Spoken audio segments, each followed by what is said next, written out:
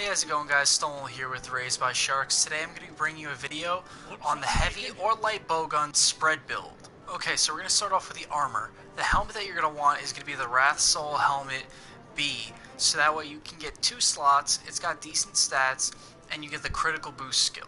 The chest piece, I went with the Damascus Mail A because it gives you focus, which will give you your special ammo more frequently. Boost 2 for obvious reasons, and a small slot. For the gauntlets, I went with the Kaiser Van Braces A, so that way you get 2 points of weakness exploit and 1 slot along with some good defense. For the waist, I went with the Adogaron Coil B, so that way you can get the 2 critical eye skills and a medium-sized jewel slot. Finally, and most importantly, I went with the Lavasioth Greaves B, so that way you can get the spread/power shot skill and a medium-sized jewel slot. The reason I didn't get the spread through the charm was so that way I can leave the charm to give you more versatility through getting high amounts of other skills such as an attack boost 3 charm or a weakness exploit to fill that out or critical boost. It's a little bit easier to do it that way, and there wasn't much that was important on the boots. So I just felt like it was more important to get the spread through the boots than through the charm. Overall, this build gives you defense boost 2, critical eye 2, weakness exploit 2, focus level 2, spread power shots 1, and critical boost 1. Now that doesn't seem like a lot, but then if you go and look at the individual pieces of armor, the helmet has 2 small slots, the chest has a small slot, the gauntlets have a small slot, the waist has a medium-sized slot, and the boots have a medium-sized slot, plus whatever you go with on the weapon, which we're going to get to in a second. Then, as you can see, I also have no charm on here, so that way you could see just what was through the armor. That way you have a lot that you could work with through the armor slots and through the charm.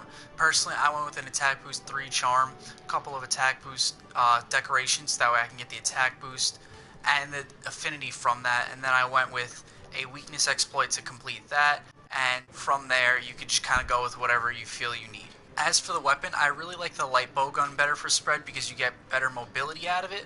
I went with the Dora Hornet, so that way you can get the decent stats it has, plus 10% affinity, which is important to spread builds. It has a medium-sized slot, and it was decently easy to make in my opinion. Plus, it has level 2 spread with 4 ammo capacity in it to begin with, so that way if you wanted to slot in free element ammo up, you can get even more than that possibly. Also, I just felt like the ammo variety was really good. It had an elemental, it had slicing, it had 3 statuses, paralysis included, which is probably the best status. It had a version of sticky, and it had the 2 spread as well as pierce if you want to go that route later on with this gun as well. While there were a few light bowguns that could work well with this build, it was more so with the heavy bowguns that you get the high variety. It works well with the Nergigante heavy bowgun. The Water Cannon 3 worked really well with it actually, as well as the Armor Destroyer 3, the Great Jagras heavy bowgun, and the Zora Magdaros was even okay with it. So as you can see, there was a bunch of heavy bowguns. Personally, I would overall recommend the Armor Destroyer 3 because it's got level 3 spread with 3 ammo. It's got the level 1 with 6 ammo, so that way when you fall back to there, you don't have to reload too often.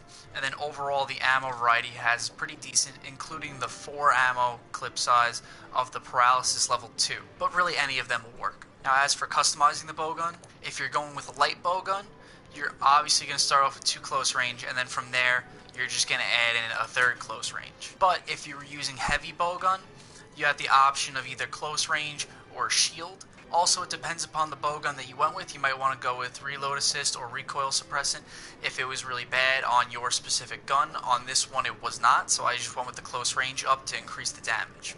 As for augmenting it, I suggest going with the affinity increase, which I can't do yet because I just used my last aura gem making it, so I have to get another one. I would not recommend going with the attack increase because it's such a small increase in attack versus what you'll get from the affinity, especially because you're using the critical boost. If you need it to complete whatever build you're working on, the extra jewel slot, you could go with it. I would still recommend, above all, going with the affinity increase though. So as for what I slotted in, I went with the Tenderizer for the weakness exploit. I went with Part Breaker. And then with the bottom one, I have it on my heavy bowgun, and I'm actually going to switch it over for the evasion extender. Because when you have the bowgun out and you're up close with the monster, you're really going to want to be dodging around instead of sheathing your weapon to get out of the way. So even if you wanted to replace the part breaker with another evasion extender or evasion distance type jewels, that works too. And then as for all these little ones, basically just fill them in with what I recommend being attack, defense, vitality, or whatever specific jewels that you need to put in there to fill out your set.